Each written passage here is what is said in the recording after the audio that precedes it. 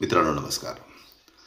काल परवा पुण्याच्या स्वारगेट बसस्थानकावरती एका तरुणीवरती अत्याचार केला गेला, अपप्रसंग घडला. हे आपण सगळ्यांनी पाहिलंय, वाचलंय. महाराष्ट्रामध्ये या घटना वरचीवर आता वाढीला लागत आहेत.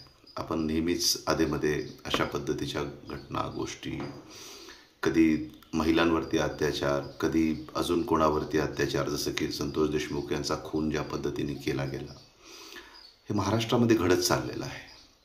आणि मी मागेही माझ्या व्हिडिओमध्ये म्हणालो होतो की महाराष्ट्रामध्ये पोलीस खात्याचा, गृह खात्याचा धाक गुन्हा करणाऱ्यावरती राहिलेला नाही. कायद्याचा धाक लागतो. आपण शिक्षा कधी करतो? जेव्हा प्रसंग घडून गेलेला असतो. आणि ती शिक्षा जरी आपण केली तरी त्याच्यामुळे काही त्या घडलेल्या प्रसंगाची भरपाई होत नसते. त्याच्यामुळे प्रसंग घडूच नयेत अशा पद्धतीचे कायदे, अशा पद्धतीचा कायद्याचा धाक, पोलिसांचा धाक, गृह खात्याचा धाक हा नागरिकांवरती लागतो. एखादी कृती करताना आपली छातीच धजली नाही पाहिजे. अशा पद्धतीची व्यवस्था कायद्याच्या रूपाने अस्तित्वात पाहिजे.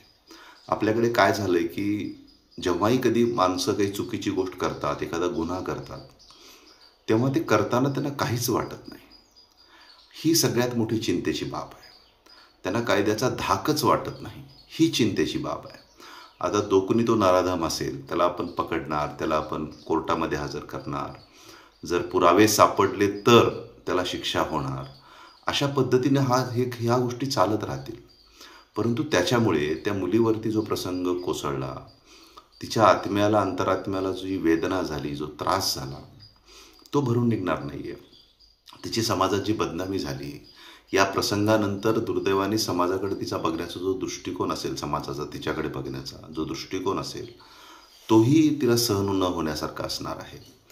त्यामुळे नेहमी कायद्याची अंमलबजावणी होण्यापेक्षा कायद्याचा धाक प्रस्थापित झाला पाहिजे.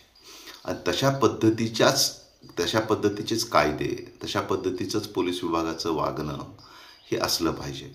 परंतु महाराष्ट्रामध्ये 2000 खास करून 14च्या नंतर एक अशी व्यवस्था दुर्दैवाने अस्तित्वात आलेली आहे की पोलीस विभाग आणि त्याचा जो उपयोग आहे तो राजकारणासाठी करण्याचं प्रमाण खूप वाढलं आहे.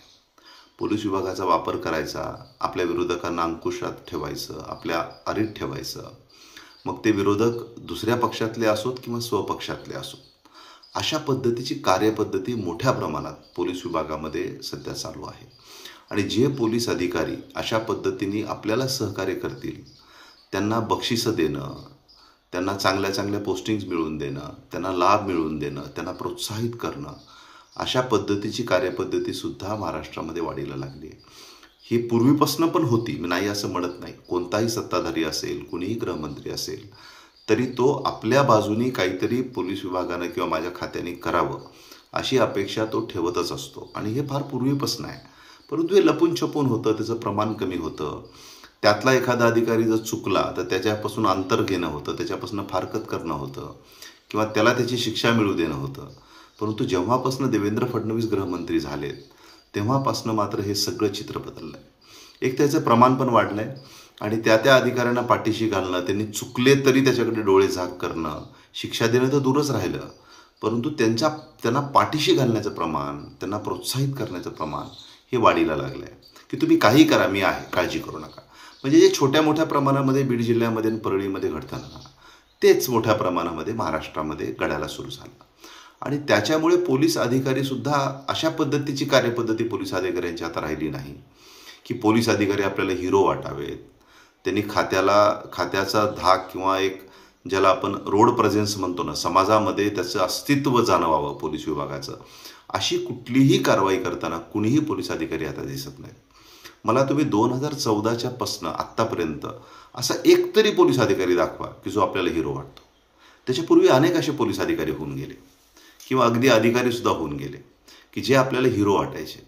परंतु आता ही कार्यपद्धतीच राजकारणाची अशी झाली आहे, खास करून भारतीय जनता पक्षाच्या राजकीय कारकिर्दीमध्ये, सत्तेतल्या कारकिर्दीमध्ये आणि देवेंद्र फडणवीसांच्या गृहमंत्री पदाच्या कारकिर्दीमध्ये किंवा त्यांचं राज्याचं प्रमुख नेतृत्व म्हणून ते जेव्हापासून उदयाला आले तेव्हापासून एकही असा हिरो वाटण्यासारखा अधिकारी पोलीस विभागात तर नाहीच आहे, पण इतर सुद्धा कोणत्या विभागात नाही आहे.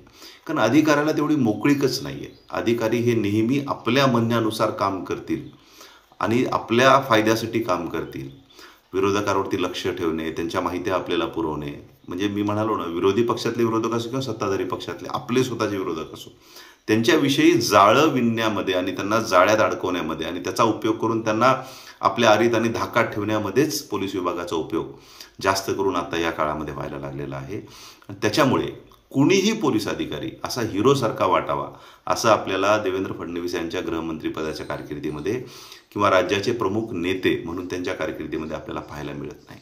आणि त्याचीच परिणिती अशा पद्धतीच्या घटना घडण्यामध्ये होते, जी काल परवा पुण्याला स्वारगेटला घडली.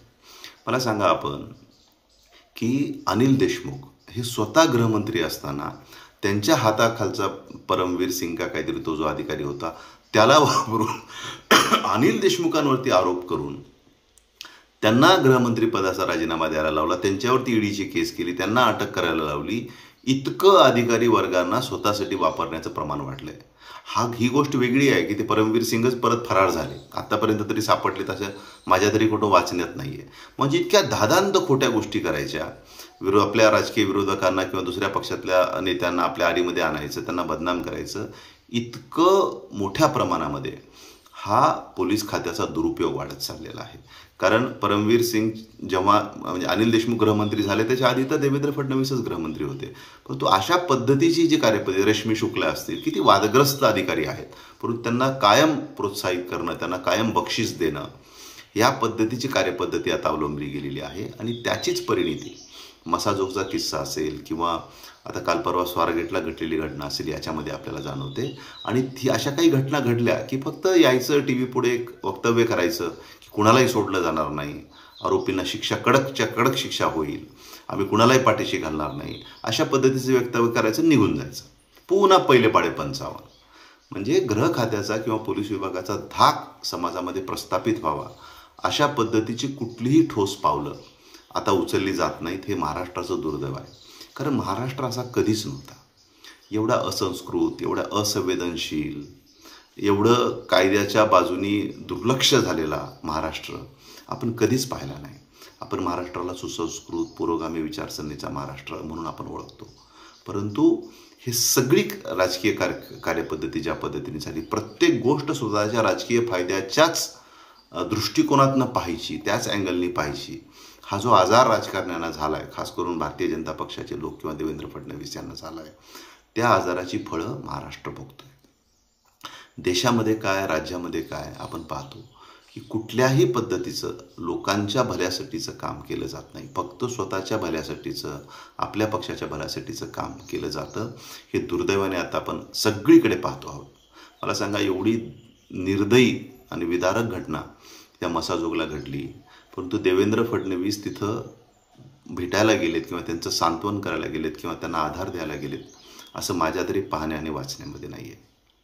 म्हणजे आता परवा छावा नावाचा चित्रपट आला होता, ज्या पद्धतीने तिथं छत्रपती संभाजी महाराजांचे डोळे औरंगजेबाने काढले, ते संतोष देशमुखचे डोळे लायटरने जाळले ना. किती दुर्दैवी विदारक घटना आहे. म्हणजे पाषाण हृदयी माणसाचं सुद्धा हृदय पिघळावं अशी ती घटना, माणसांनी धाव घ्यावी, जाऊन भेटावं. सगळ्या महाराष्ट्रातले प्रमुख पुढारी जाऊन भेटून आले, परंतु देवेंद्र फडणवीस तिथे भेटायला गेलेत असं माझ्या तरी पाहण्यात नाही. तुम्ही तुमच्या राजकीय स्वार्थासाठी जरांगे पाटील यांनाही कधी भेटायला गेला नाही आणि आता मसाजोगमध्ये सुद्धा आपण त्यांना भेटायला गेला नाही. हे महाराष्ट्राने काय समजायचं? आणि माझ्यावर विश्वास ठेवा, देवेंद्र फडणवीस कधीही धनंजय मुंडे यांचा वाईटपणा घेणार नाही, त्यांचं अस्तित्व कधी संपू देणार नाही. आणि पंकजा मुंडे यांना आरीत ठेवण्याच्या दृष्टीने ते धनंजय मुंडेला कायम जिवंत ठेवतील. ते त्यांचे मित्र पण आहेत असं म्हणतात. त्याच्यामुळेच कदाचित त्यांनी मसाजोगला जाणं टाळलं असेल. परंतु राज्याचा एक प्रमुख म्हणून, मुख्यमंत्री म्हणून, गृह खात्याचा प्रमुख म्हणून, कारण ही घटना ही गृह खात्याचं अपयश आहे. गृह खात्याला गृहीत धरलं होतं जे काही करणारे लोक आहेत की आमचं कोणी काय वाकडं करू शकत नाही, त्याचा दोष असणारी घटना. तिथं तरी कमीत कमी माझ्या विभागाचं हे अपयश आहे म्हणून तिथं कमीत कमी जायला पाहिजे होतं. परंतु जात नाहीत, बेफिकीर आहेत, ह्यांना काही वाटत नाही, ह्यांनी तुम्हाला गृहीत धरलं आहे. कारण त्यांनी काहीही केलं, कसेही वागले तरी तुम्ही त्यांना मतदान देता याचा आत्मविश्वास यांना वाढला आहे. त्याच्यामुळे तुम्ही 2014पासून जे काही करत आलेले आहात ना, त्याचीच ही परिणिती आहे, त्याचीच ही फळ आहे. आणि जर असंच भविष्यात सुद्धा तुम्ही करत राहिलात तर एक असा समाज, असा महाराष्ट्र दुर्दैवाने तुमच्या नशिबाला येईल, ज्याच्यामध्ये तुमच्या मुलांना, तुमच्या नातवंडांना जगण्याची वेळ येईल. आणि ते ज्या महाराष्ट्रात आणि ज्या समाजात जगतील ते तुम्हाला स्वतःला सुद्धा सहन होणार नाही. परंतु हा समाज निर्माण होणार आहे, निर्माण केला जाणार आहे, याची तुम्ही खात्री बाळगा. कारण त्याच पद्धतीची कार्यपद्धती देशातल्या राज्यकर्त्यांची असेल किंवा महाराष्ट्रातल्या या भारतीय जनता पक्षाच्या राज्यकर्त्यांची असेल, ही स्पष्टपणाने जाणवते. आणि स्वतःला तत्वनिष्ठ मानणारी RSS हे सगळं उघड्या डोळ्यांनी सरळ सोतपणे पाहते. खरं तर ते ह्यांच्यापेक्षा जास्त दोषी आहेत. कारण राजकारण्यांना आपण चांगलं तरी मानत नाही ना, कमीत कमी. पण अशा संस्थांना आपण चांगलं मानतो आणि हे स्वतःही दावा करतात की आम्ही चांगले आहोत, आम्ही वेगळे आहोत. परंतु हे सगळं जे घडतंय महाराष्ट्रामध्ये हे यांच्या डोळ्याला दिसत नाही का? कुठेही काहीही आपत्ती आली तर धावत जाणारे आम्ही जातो असा दावा RSS करते. पण मसाजोगसारख्या घटनेला तुम्हाला वाटलं नाही की आपण जावं, त्याच्याबद्दल एक भूमिका घ्यावी, स्पष्टपणाने ठोस वाजून भूमिका घ्यावी, असं कुठेही तुम्ही केल्याचं माझ्या तरी पाहण्यात नाही. मग हा भेदभाव करून वागणं हे तुमचं कशामुळे आहे? आणि हे तुम्हाला सगळं कसं चालतं जे देवेंद्र फडणवीस आणि भारतीय जनता पक्ष करतं? मग तुम्हीही एकाच थाळीचे चट्टेबट्टे आहात का, असा प्रश्न महाराष्ट्राच्या नागरिकांना पडतो. त्याच्यामुळे चांगुलपणाचा आव जो तुम्ही आणता, तत्वनिष्ठतेचा तुम्ही आव आणता, तो आवच आहे का ते सत्य आहे? ह्या प्रश्नाचं उत्तर महाराष्ट्राला तुम्ही दिलं पाहिजे. खरं तर या प्रश्नाचं उत्तर महाराष्ट्राने स्वतःला यांच्याबद्दल दिलं पाहिजे की हे खरंच तसे आहेत का, जसे हे दाखवतात किंवा जसं हे आव आणतात. आज महाराष्ट्र अतिशय विदारक परिस्थितीमध्ये आहे आणि याचं भविष्य याच्यापेक्षा सुद्धा विदारक राहणार आहे. तुम्ही लोकसभेला महाराष्ट्रातल्या लोकांनी एक धडा त्यांना शिकवला होता, परंतु विधानसभेच्या निवडणुकीमध्ये तुम्ही नेमकं उलटं केलं. आणि लोकसभेला जो धडा शिकवला होता त्याच्यापेक्षा मोठा धडा शिकवण्याची संधी तुम्हाला विधानसभेला होती, परंतु तुम्ही ती संधी विधानसभेला घालवली. आणि आता तुम्हाला त्याची फळं भविष्यामध्ये भोगण्याच्याशिवाय दुसरा काही पर्याय त्या ठिकाणी हातात राहिलेला नाही. तुमची मुलं असतील, तुमची नातवंडं असतील, तुमची पतवंडं असतील, यांना अतिशय घाणेरड्या, अतिशय विदारक अशा समाजामध्ये आणि या महाराष्ट्रामध्ये त्यांना जगावं लागणार आहे. आणि तुम्हाला सगळ्यांना हे उघड्या डोळ्याने पाहावं लागणार आहे. ज्यांनी महायुतीला या विधानसभेच्या निवडणुकीत मतदान केले, खूप मोठी संधी या विधानसभेच्या निवडणुकीमध्ये महाराष्ट्राला दुरुस्त करण्याची तुम्ही घालवली. हे राज्यकर्ते कोडगे आहेत, निगरगट्ट कातडीचे आहेत, यांना कशाचंच काही वाटत नाही. जोपर्यंत यांना मतदारांचं मिळत राहतं तोपर्यंत हे आपलं सगळं बरोबर आहे या आविर्भावामध्ये वागत राहतात. तुम्हाला एकच संधी असते यांना तुम्ही चूक आहात हे म्हणण्याची, ते असते निवडणूक आणि ते असतं मतदान. नेमकी तीच संधी तुम्ही कालच्या विधानसभेला घालवली असं मला दुर्दैवाने म्हणावं लागेल. धन्यवाद.